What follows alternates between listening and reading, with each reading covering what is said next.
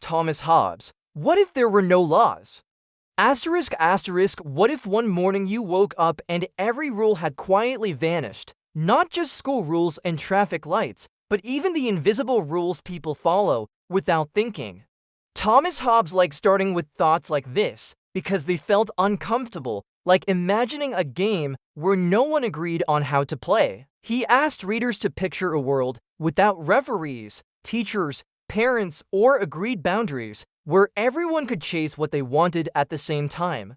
At first this sounds exciting, because freedom often feels like doing whatever you want without anyone stopping you. Yet Hobbes wondered what would happen when two people want the same thing, at the same time, with no rules saying who should wait. Kids sense this problem during recess, when one ball exists and many hands reach for it without a plan.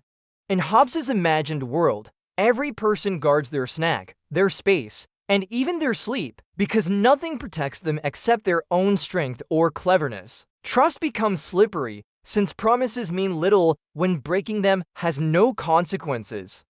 Hobbes believed fear would quietly rule this world, not because people are monsters, but because everyone worries about being the next one hurt.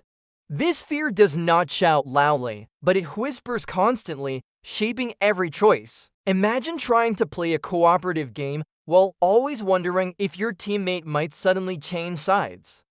Hobbes thought this kind of life would feel restless, tiring, and lonely, even though it might look free from the outside. Without shared rules, kindness becomes risky because helping someone today might make you weaker tomorrow. Yet another idea sneaks in alongside Hobbes's dark picture, because kids often show kindness even when no adult is watching. This raises the question of whether rules create goodness, or whether goodness sometimes appears before rules exist.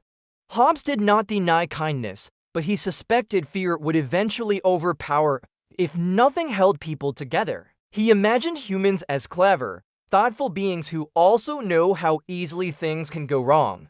Because of this, Hobbes suggested people might agree to limits, not because they love rules, but because they fear chaos more.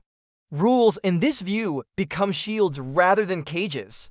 This makes laws feel less like villains and more like umbrellas shared during a storm. Still, umbrellas can block the sun, which creates tension inside Hobbes's idea.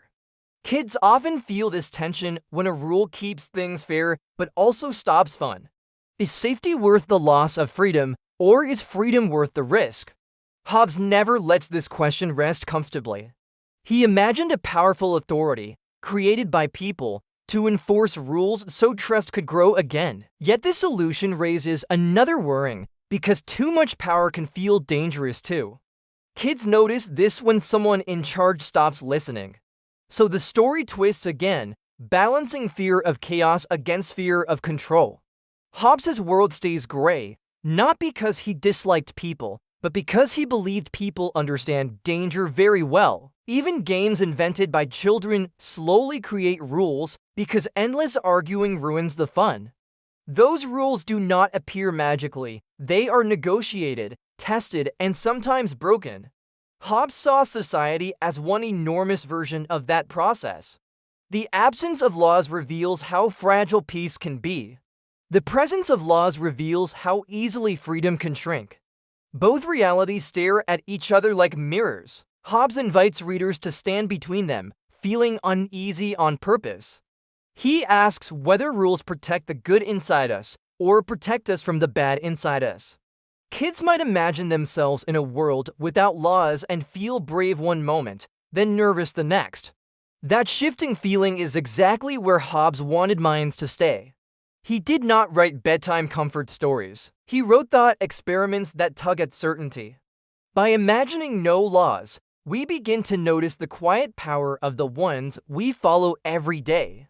We also begin to question who those laws truly serve. Hobbes leaves the door open, not telling us what world is best, but asking which fears we are willing to live with. When the page ends, the question lingers because somewhere between chaos and control, the real game is still being negotiated.